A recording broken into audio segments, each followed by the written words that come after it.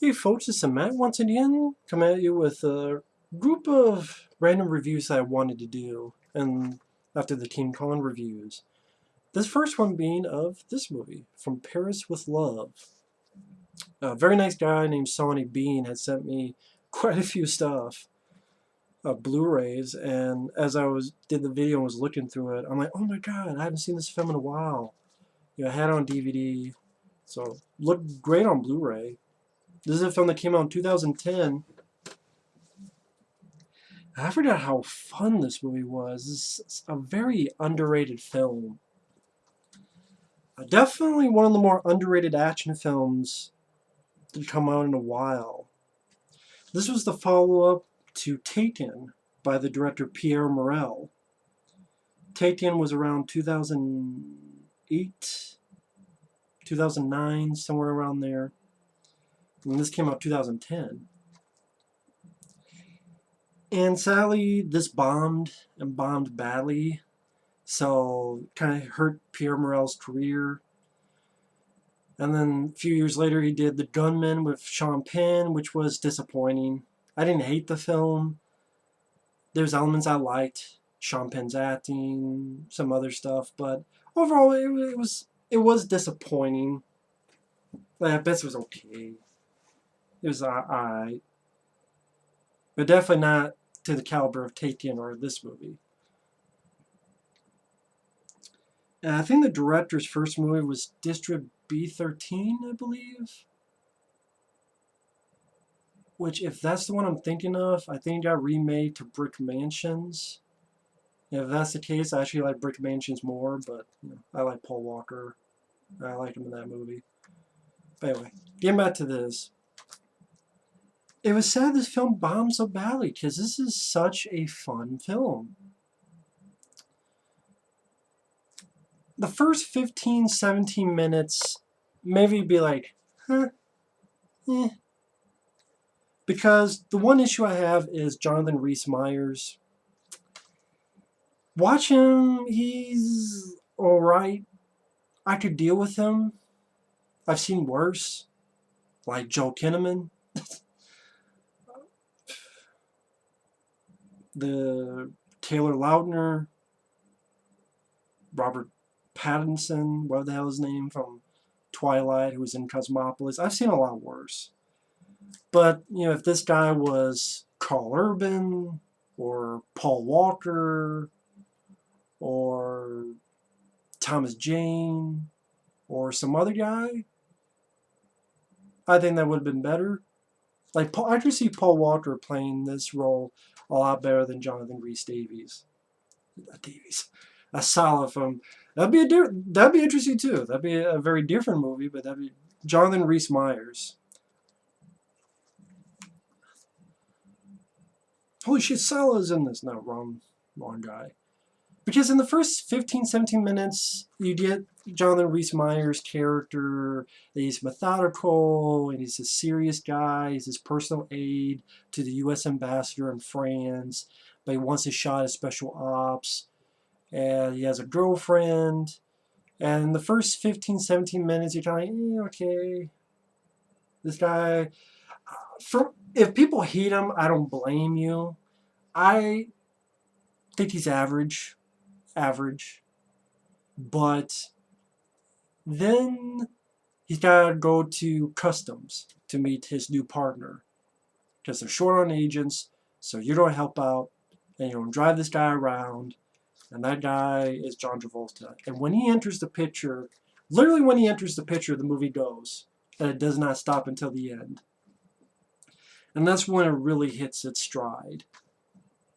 The first 15 or 17 minutes are a bit wonky, but when it hits its stride, man, John Travolta is a ball and a half. I mean, just the way he looks and the way he acts. My favorite action film with John Travolta is Broken Arrow. I reviewed that film. Love that movie. I'm not going to get into it because I reviewed it. I love Broken Arrow. Face Off, it's okay. Never been a favorite of mine. I think I reviewed that too. But I would say this is the most badass John Travolta performance. Meaning, if you want to see John Travolta kick a lot of ass, this is the movie to do it. Now, that's not to say it's the best movie, because again, Broken Arrow, I would put above it. I enjoy Pulp Fiction and other movies too. But as an ass kicker, because in Broken Arrow, he's the villain, and he does a couple things, but it's mainly Christian Slater as the hero, doing some very cool stuff. But John Travolta kicks so much ass in this movie, and he's such an energetic, no give a fuck type of guy. Because they won't let me through customs because these energy drinks. And you find out later the energy drinks, they had parts for his gun. But before that, the guys they find put some diplomatic mail tape on there so he didn't get through customs. And John Travolta looks at the guys like, yeah, checkmate, motherfucker.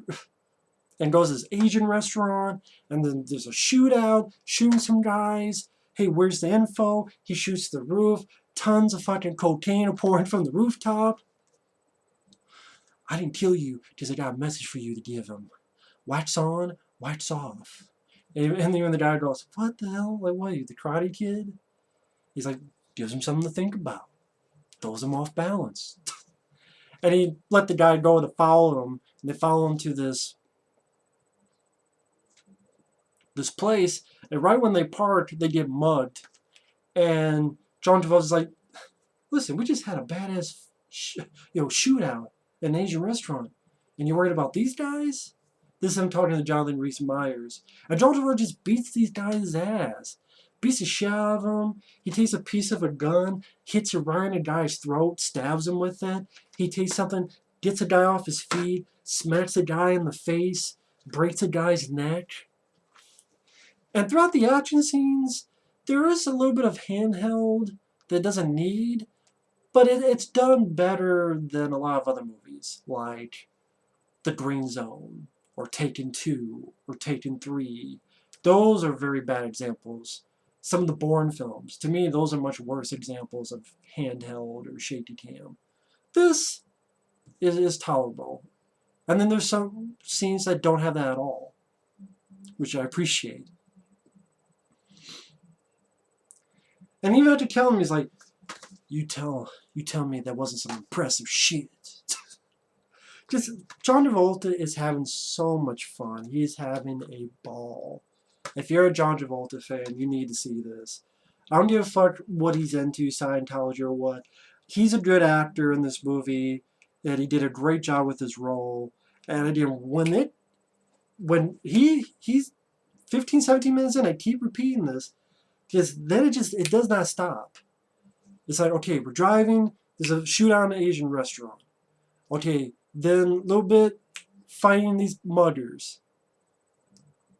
They go up the stairs. Jonathan Rhys Meyers follows him, and he's seen guys fall down the stairs, which I give credit to the stuntman. Some nice falls. The guy asks John Travolta, how many do you think are in there? And Travolta goes, my senses say about 1 billion. And asks the guy a question, gets him to write the address as cocaine. They go down the stairs, they're chased to this mannequin factory. Yeah, the shot of this mannequin factory, and it's a nod to John Woo. They even say in the special features, it purposefully was a nod to John Woo. And the making of material. This says it's a 2-disc, but the other one is just a digital copy, so... Which I never used digital copies. It's ultraviolet stuff, so... Again, I have no use for digital copies. And the mannequin factory, it's a nice nod to John Woo. You know, Travolta has a silencer pistol, and he has his machine guns. On the picture, he's shooting ba ba ba ba ba. He's sliding and shooting people in the head. You get some practical blood squibs. Actual practical blood squibs, not just fucking CGI blood everywhere. Which I appreciate. Because a lot of times they can't even fucking do that nowadays, which I don't get. as to why that's the case.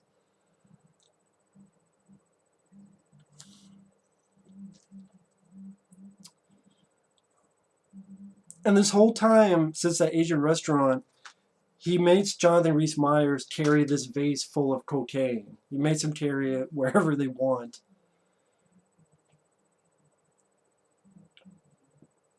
And Travolta even makes him sniff one, I guess, so that when they meet bad guys and they have to blend in, they'll see that he's tweaked on the cocaine.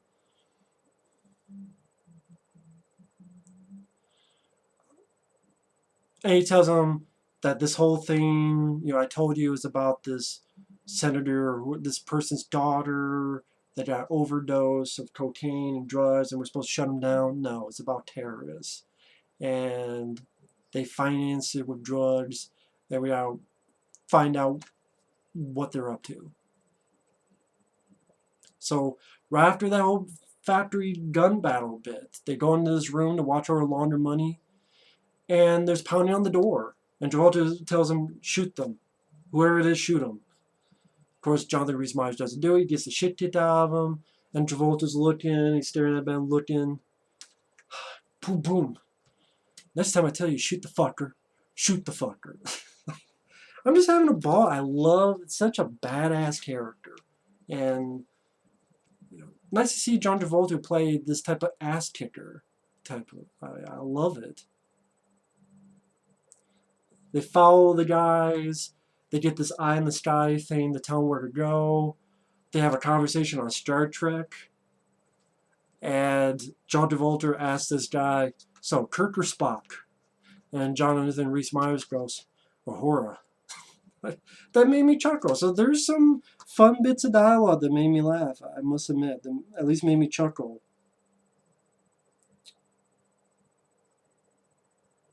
I can't read because it's in red. I think Adi Hasik did the screenplay.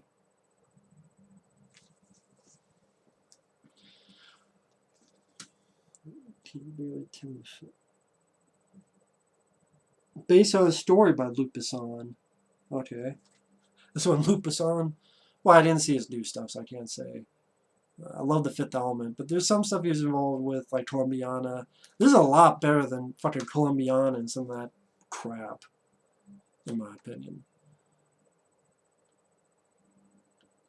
Like, they follow him into this place, and once again, oh, who do you think you are? Let me take your stuff.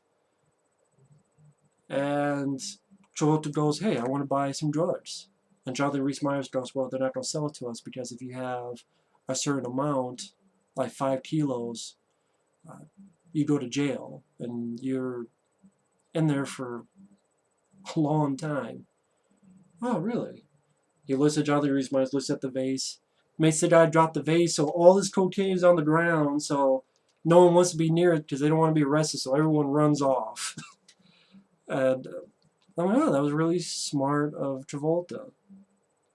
And they go to a room above to look at stuff. And Travolta takes a line, swings below, shoots people left and right. Blood squibs. He goes, this pole that goes lower. He goes upside down the pole, shooting more bad guys.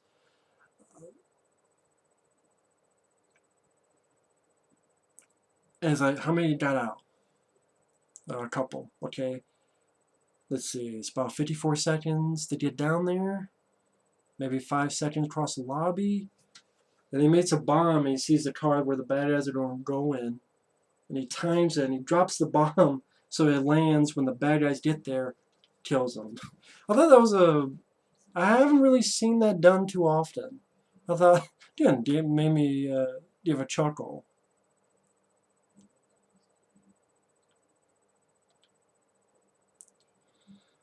And I won't go through every single thing, but I also like the nod to Pulp Fiction, because he mentions he gets this bag, and Jonathan Rhys Meyers goes, "What's in the bag?" And this thing's going to get me killed one day. Royale with cheese. And I am sure some people may be groan about that, but I thought it was a nice nod that it made me smile. I thought it fit.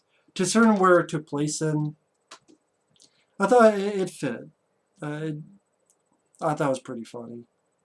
I thought it was a nice nod to Pulp Fiction. I also liked some of the twists this film has.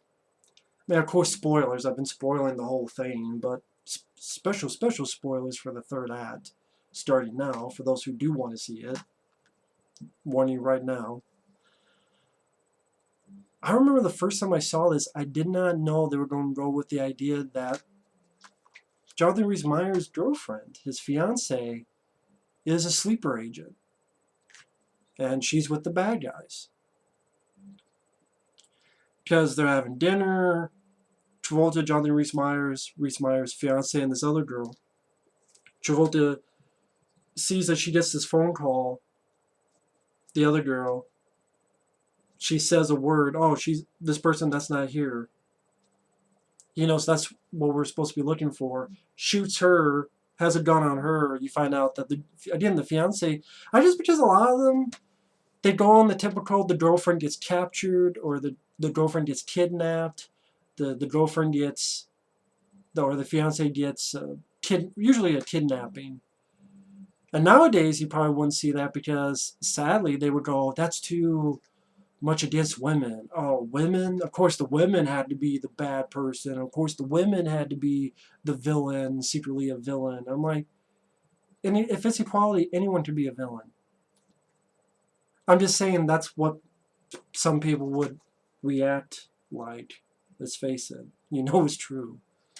So they wouldn't do that nowadays. But to me, it makes sense. If anything is possible, and if we're supposed to be equal, both men and women can be bad guys, as well as good guys. So I thought that was a nice little twist. They pretty much they have to split up and they find out something more is going on. That girl is secretly going to go into the embassy and blow it up, while John Travolta has to stop this other guy from blowing up this motorcade that this American delegation's coming in.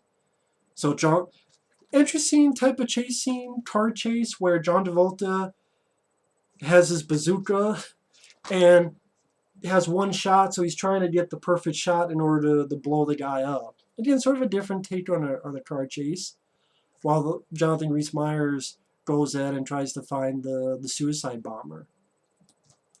And that gets to the other twist I liked, where he tries to talk it out with her. And a lot of times in movies, this would work. That, oh, she's going to listen to reason, she's going to listen and stop because of love. Even Travolta, way before that, said, listen, love's not going to work. That's not exactly what he says, but the summation of it. You're going to have to shoot her.